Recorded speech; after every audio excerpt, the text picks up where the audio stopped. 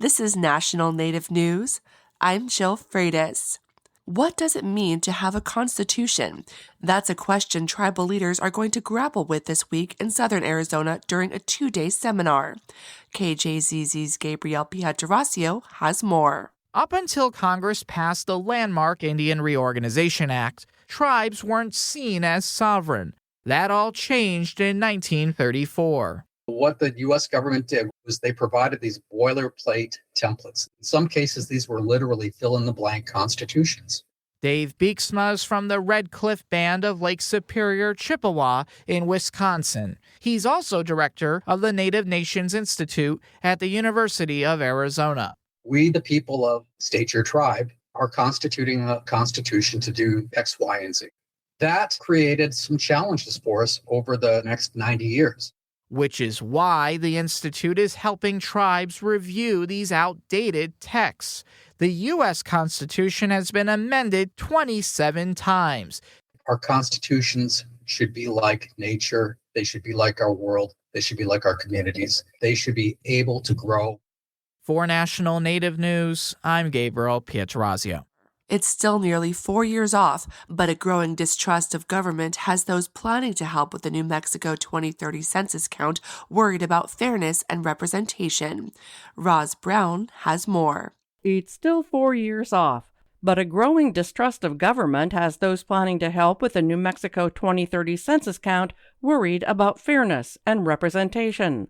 The count is conducted every 10 years by the U.S. Census Bureau. State demographer Robert Radigan says New Mexico has had a constant problem with undercounting of first-generation immigrant families and Native Americans, primarily because addresses are missing from the Census Bureau's address list. Those reasons include non-standard addressing, fieldwork limitations, there's the language and cultural barriers, and distrust of the federal government. The Hispanic community in particular. Radigan says census undercounts can prevent tribal communities and other groups from receiving federal funding. He notes the state's financial investment in a program called the Local Update of Census Addresses for the 2020 census was highly successful, adding more than 100,000 previously overlooked addresses.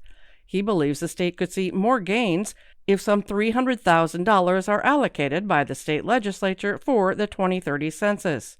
Compared to other agencies, the Trump administration's staff cuts to the Census Bureau have been minimal. About 300 workers, or 25% of the Bureau's employees, were laid off during broader federal downsizing. But Radigan worries it still could be detrimental. That 25% of staff represented well north of 50% of the institutional knowledge, folks who'd been through 2 or 3 censuses. In 2019, the U.S. Supreme Court ruled the first Trump administration could not include a question about citizenship on the 2020 census form. But there are new efforts in Congress to add a similar question in 2030. States with a majority of Democratic voters argued such a question could discourage legal and illegal immigrants from responding and make the population count less accurate. Radigan says there also are efforts underway by congressional Republicans to limit the Census Bureau's contact strategies. The policy in 2020 was 6 knocks on the door. They want to limit that to 2 contacts. That would be extremely problematic, and it would almost certainly depress the count in New Mexico more so than in other states. This is Roz Brown, New Mexico News Connection. Find our trust indicators at publicnewsservice.org. And I'm Jill Freitas.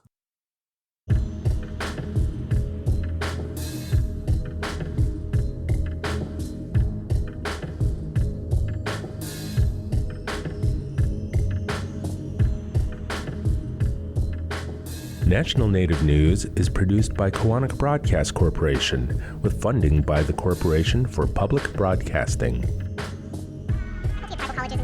Hear that? Tribal college faculty do so much, one can't say it all here. Nothing but respect. Visit mostthoroughdescription.com. The American Indian College Fund supports this program. Support by Sonosky Chambers Law, championing tribal sovereignty and Native American rights since 1976. From opioids litigation to treaty rights to tribal self-governance. With offices in Washington, D.C., New Mexico, California, and Alaska. Sonosky Chambers Law.